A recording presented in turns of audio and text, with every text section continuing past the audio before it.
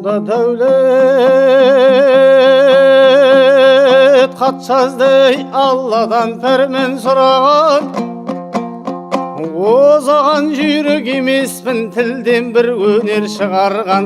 Әбу Бәкір кердері айтқан сөзі мазалы, халықтың шерін тарқатқан. Кетеді жүйрік Шернияз қызыл тілмен қотылған. Атасы байтақ жел сөзге қаптаған, қара тұманнан қара сақал ерімбет терең ойлы кісі екен, ойланып айтқан сөзінің нұсқасай шыққан Құраннан.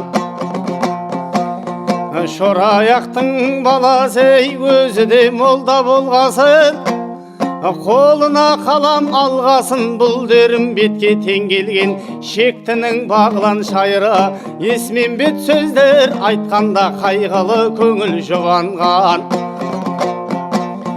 Ертеден шауып кеш қозған, ылдидан салса төз тозған.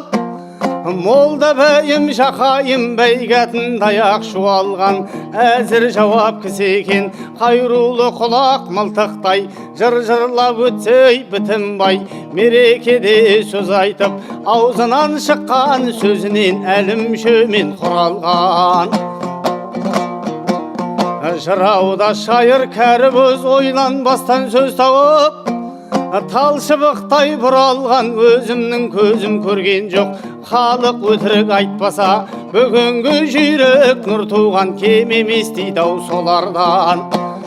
Қарағанда бұларға ұқсамаған біз надан. Шайырлық қайдай біздерге, біз әшейін қалмаймыз әләуләй айтқан ұраннан. Көгешек озған күн болды-ау алпамыс мінген. Оу шұбардан,